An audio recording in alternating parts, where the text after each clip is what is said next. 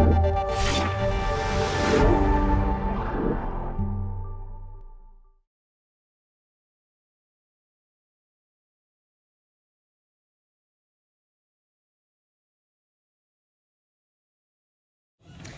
Carl, could you tell us a little bit about yourself and what you do at Zayo Europe? Yep, so for Zayo Europe, I lead our solution organisation. Come from New Zealand originally and been in the country 15 years this year. 15 so, years. A very long time, and it's probably my 15-year anniversary at Zayo, which is a little bit not spooky, but I joined AboveNet when I arrived in the UK, and then AboveNet got acquired by Zayo in 2012, and then the Zayo journey truly began At at 2012. that point in 2012.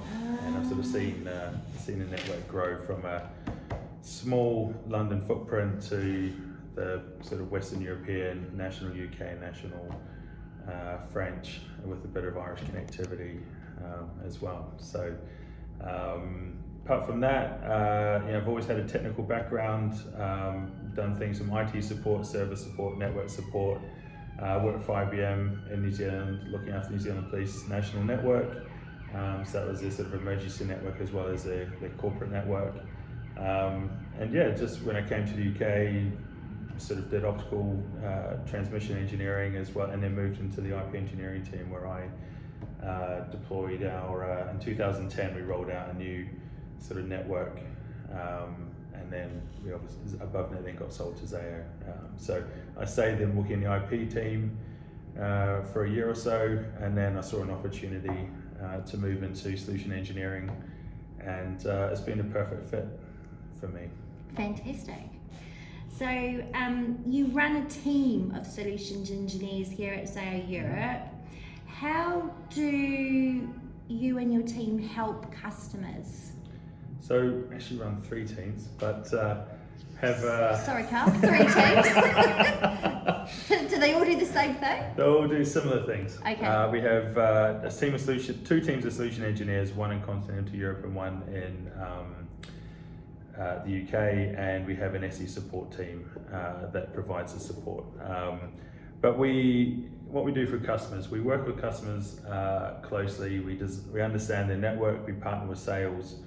And we look to sort of, the more we understand about a customer network, the more we can sort of find the opportunity for Zayo's products and services to support them.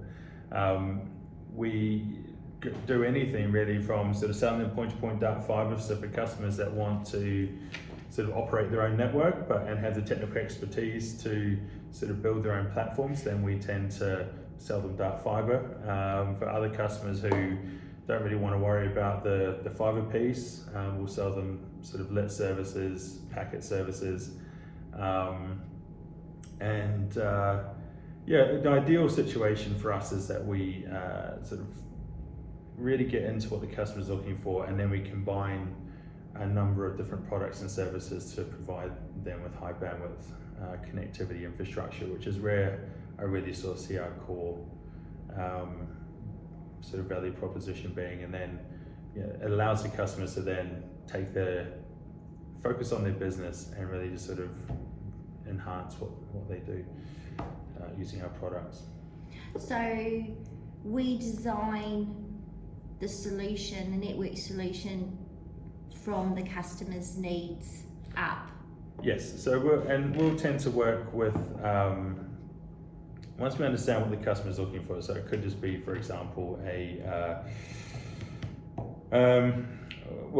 more complex solution. We had a customer who was looking to move all of their IT infrastructure into the cloud, and actually had multiple clouds they're looking to move into. So we sort of sat down with them, sort of worked out what they needed to do.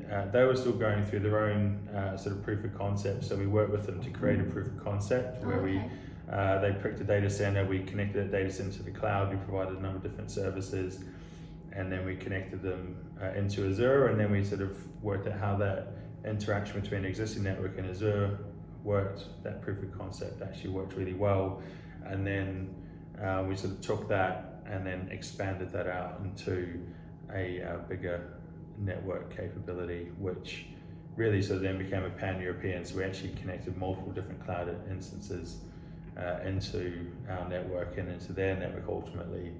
And yeah, it proved very successful, but we allowed them to transform their business effectively and really sort of remove their reliance on data centers and allow them to be much more dynamic and flexible with the workloads, and that for them to take full advantage of the cloud.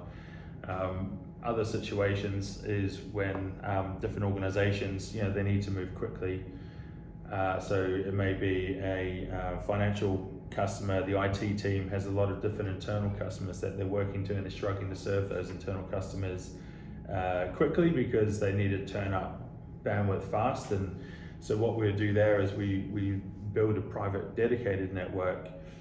We pre-position the bandwidth and allow the circuits to be basically turned up pretty dynamically, and that works quite well because it means the IT team can relax. They know that they don't have to do RFPs and go out to market and run a formal process. They've got the network in place, got the bandwidth in place, and commercially also it allows a fair amount of flexibility for us to sort of shift circuits without having a lot of financial impact, both on us having to send people out to manage those changes, but also for them because they can re-provision capacity quite dynamically as well. So we tend to customize, and this is where solution engineering really comes into it, is we sort of customize what we do depending on what the customer's needs are, and our customers tend to vary quite extensively. That was actually my next question, Carl. What type of customers do you work with?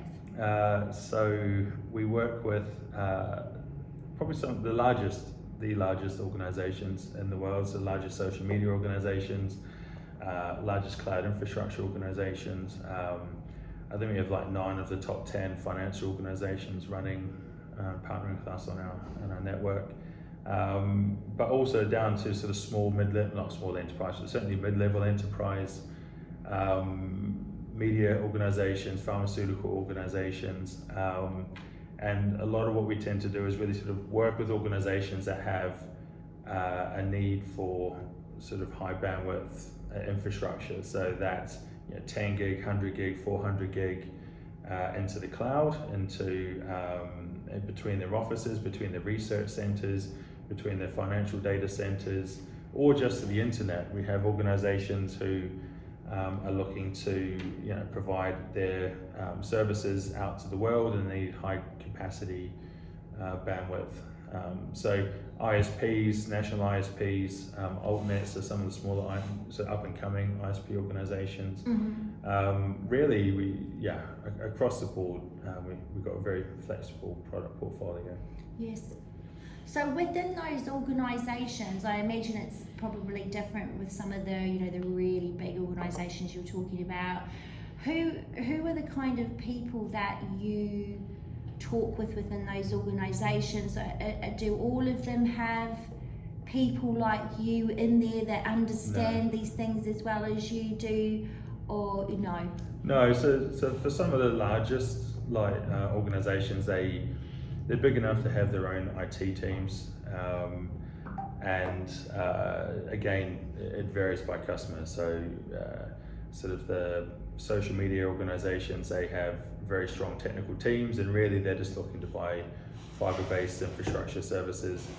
For organizations like pharmaceutical or finance organizations, they have IT teams, but those IT teams, they're experts in what they do. They're experts in applications, they're experts in internal networks, servers, and those sorts of things. They're not necessarily experts in sort of wide area networks, and so we sort of support them with either optical-based services, mm-hmm. Dedicated optical services, or sort of higher level. But in terms of who we work with in those organizations, we work with a lot of procurement people.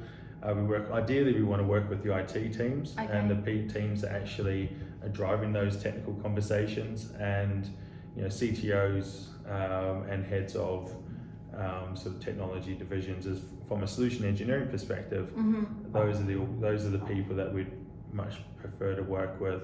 and let our sales colleagues sort of do the smoozing with the other parts of the business. Okay. So obviously you're creating very bespoke solutions based on the customer's needs, but Zayo has core network assets in Europe, I understand. What are those that we leverage? So Zayo, I touched on it a bit earlier, but main focus really is we have a national UK network with a very deep fibre footprint in London and Manchester. We have a strong presence in Dublin with diverse connectivity between the UK and Dublin. We then have sort of a Western European network. So from Connect the UK to Europe, we have 2 owned and operated, well actually 3 now, owned and operated subsea cables. But we also use for our optical network the Channel Tunnel as well. In mainland Europe itself, we have sort of the traditional Frankfurt, London, Amsterdam, Paris network, which is the FLAP. And probably outside of the UK, France is the network where we have the most deep infrastructure. So Paris, and then we have a national French network connecting Bordeaux, Toulouse, Marseille, Lyon, and back into Paris again. But in addition to that, we have a strong presence in Amsterdam. We've recently deployed a new duct and fibre infrastructure network in the city of Amsterdam. Frankfurt is an area where we're really starting to focus and build out more capability, as well as Switzerland. So Zurich and Geneva are 2 places where we have a good presence. And then we don't actually own the fibre down to Milan, but we have long-haul network connectivity into Milan, and we've recently invested a capability into Milan to connect the financial exchanges, the Euronext financial exchange there as well. So we have a strong presence. We actually recently bought a network in Berlin, so we actually have a new metro footprint as well in Berlin.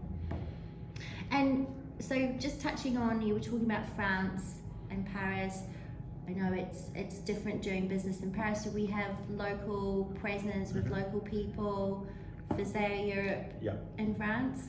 Yeah, so in France we have a full sales team, solution engineers there, and we support those customers locally. We like to have that local presence, and we've had a presence in Paris since 2014. And that's proven quite successful. I mean, we have a good business. They often focus more on sort of packet-based services, so IP, Ethernet, cloud connectivity, and so on. But we've also got salespeople sitting in Frankfurt, Dublin, and in Amsterdam as well, plus a few of the more outlying regions of Sweden. And we have a person up in Sweden as well. So fantastic. I've heard people say regularly that Zayo does things differently. I'm pretty sure I've heard yourself say it, Cal, around the office. So tell me, from your perspective, what does this mean? So we have a really strong focus on infrastructure, and that infrastructure can be the fibre infrastructure, the optical infrastructure, or even our tier 1 IP, a global IP network, so our packet network. Really, by having that focus, we tend to build our network in a way that we get as much capacity into that network as possible. So from the underlying duct infrastructure, so when you deploy fibre, there's a number of different technologies and techniques you can use to deploy fibre. We choose to bury the fibre, but first we dig a trench, we put a conduit into the trench, so duct infrastructure. We tend to try and do a duct bank of sort of 2 to 4 to 6, depending on how big the trench we can do, and then we'll deploy sort of pecker boards and other things on top of that. So if anyone is digging, they will meet some resistance, and hopefully they'll stop. Though that doesn't always happen. And then we'll look at subducting that, and even potentially microducting, so that we can ensure that we always have capacity available to us. And so an example would be a lot of people are using BT PIA duct at the moment. And what we do is we use that infrastructure, but we subduct it with an orange duct. So anyone can, it stands out from all the grey or the black duct that's already in there, or even the white duct. So you've got a nice Zayo orange duct sitting in the BT. We tend to run that duct through the BT chamber, so our cables aren't exposed. When someone opens up a BT chamber, they'll see this orange duct running through it, and Zayo's cable will be running through that duct. And then we'll build our own chambers off to the side, so that from a security perspective, our network is, even though we're using someone else's duct infrastructure in this example, the cable is protected end to end between Zayo, has some level of protection between Zayo chambers and our chambers that we only have access to. So we're not using shared chambers. So it's just little things like that where we start to sort of go, okay, well, how do we understand our customers have security concerns, they have reliability needs, they have SLAs that they need us to meet. So we always are looking for ways to build a network in such a way that it will allow them the peace of mind to know that we're not just throwing fiber in a duct, using someone else's chambers wherever possible. And we repeat the same thing, and well, in Paris we build our own chambers. We're not allowed to deploy our own duct. But another example would be on our optical network. We've created, we use ROADM technology everywhere. And we've recently upgraded the entire European network into a FlexGrid system. So what that allows us is flexibility to really maximize 400 gig and 800 gig channel technology, so that we can provide our customers high bandwidth services. So Zayo's entire footprint is 400 gig client ready as well as line side ready. So that, and the way we use our ROADM technology means that if someone was to look at Zayo's footprint, wherever you see the major junctions between within the network, we can actually take advantage of those junctions and route traffic in a way that the customer requires it to be routed, rather than having very sort of fixed paths that the customer then has to jump between data centers to get to where they need to get to. So small example, it's hard to really sort of talk to it without sort of a series of graphics to really sort of point it out. But we're also one of the first organizations to deploy 100 gig technology on our backbone, and we're now looking to deploy 400 gig for our packet network on our backbone. And what that allows us to do is just provide our customers again with high bandwidth infrastructure, so native 100 gig, maybe even native at some point 400 gig connectivity with maybe 200 gig commit type traffic, and really just to support that high bandwidth infrastructure. And then you combine that with our DDoS proposition and various other sort of network firewalls that we have, and it all just comes back to that asset ownership of the underlying infrastructure, and the reliability that we build into that creates reliability as you start to move up the different technologies that run on the network, which then flows into the customer's network, because they know that we're looking after our core, and at that point their services should be receiving a better user experience as well. No, that makes a lot of sense. We're in the London office right now. Obviously you can see the London skyscape behind you. Cloudy day today. Another cloudy day today. Well, it's put on the rain, traditional English weather. So I've heard we do things differently in London to be more secure. Just something to do with buildings, or not building in buildings? So one of the things that we do, so the London network is actually a combination of 3 networks, and each the main 2 have a sort of unique capability. So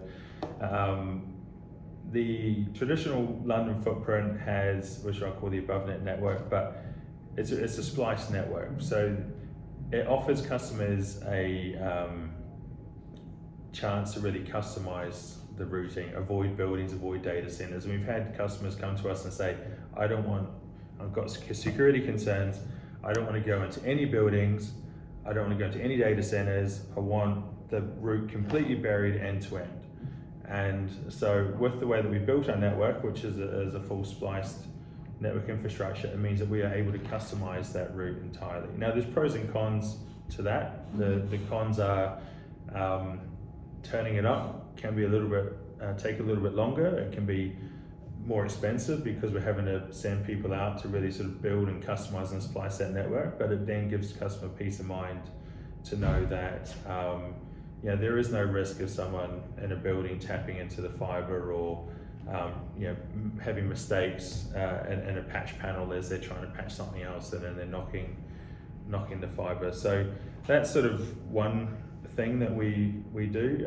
The other thing is we have a lot of our fiber running in the sewer network, and that really allows us to have some really bespoke routing capabilities. So and we can sell sort of high capacity fiber connectivity between sort of the three key areas, mainly from Docklands to the City of London is where we have the densest sewer network, but we also have some capability heading out towards Slough as well. So, but that, the thing is a lot of our competitors will run DC to DC and then fan out from a DC point.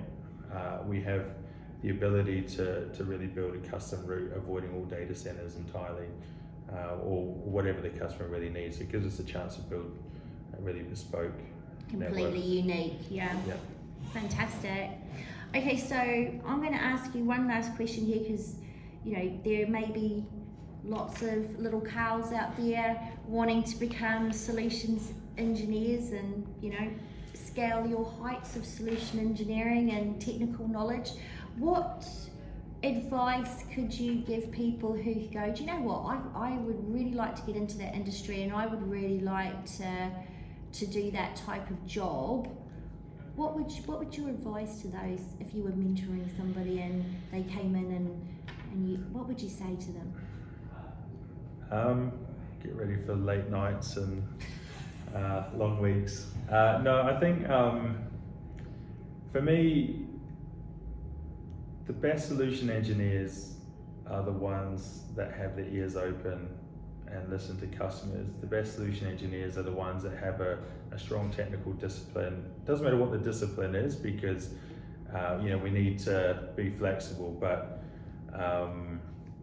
they have a core foundation in technology that they can then use to build a rapport with their customers, and it's experience. If you're fresh out of university, or even wondering whether you should go to university, the key is really just get into a technical profession. Learn the technologies that you're working on, understand why you're working on, understand why the technology does what it does, what problems does that technology solve, how do people use it, what does it actually allow businesses to do, and really just be inquisitive, because the more inquisitive you are when you're young, exploring new technologies, looking at different things, as you start to get into a solution engineering arena where you're working with different customers across all sorts of different businesses, all sorts of different knowledge and skill sets, you can sort of take all that knowledge and really sort of work out what level you want to pitch that knowledge at, because the best SEs also are almost like translators. You have super technical people that we need to get into a same level conversation with, but then we also have people that really don't care too much about technology and just want the high level, and you have to really be able to judge at what level you pitch your solution or your explanation, perhaps not a solution, but certainly your explanation for something. And sometimes people go too deep or too shallow, and it's just that judgment call. So step one, I guess, go back to it, is get a technical foundation, always ask what the purpose of the technology is and what function does it serve, and really just get as much experience in technology as you can across any interest, because you never know what your customers' interests are going to be, and technology trends are constantly changing. So you really just need to stay flexible and dynamic with your knowledge, and never stop learning, because I think the industry changes so much that you need to just keep your knowledge up to date and refreshed. That makes a lot of sense to me on two points, because obviously being part of the marketing team, we come to yourself and your team exactly for that translation service, because it is very difficult in this industry to find people who have the really in-depth technical knowledge and experience, but are able to communicate it to anybody at any level. Right, and that is a unique skill. So we kind of use and abuse you from that perspective a little bit from marketing. And then additionally, I've seen, you know, recently a member of the team from a very different area of the business be promoted into your team, and so I understand where you're saying it's about the person's curiosity and aptitude and those kinds of skills. So really you're saying, if I don't look like I 100% fit in this role, don't discredit it, because you may have a lot of the softer skills that are more important. Yeah, I mean, I've come from a non-traditional route. I didn't do university, I didn't I wasn't the best student at school, but you just got to just keep pushing forward, and any experience is arguably a good experience, and especially if you've got a focus in mind about where you follow your interests, and then your interests will start to lead you into areas that you're actually really enthusiastic about. And if you're enthusiastic about something, then you're going to put more of an effort in. And I've been lucky for my own career, but certainly I found a home in solution engineering, that's for sure. That's fantastic. Well, we'll leave it there. Thank you so much for your time, Carl. No worries. Thank you.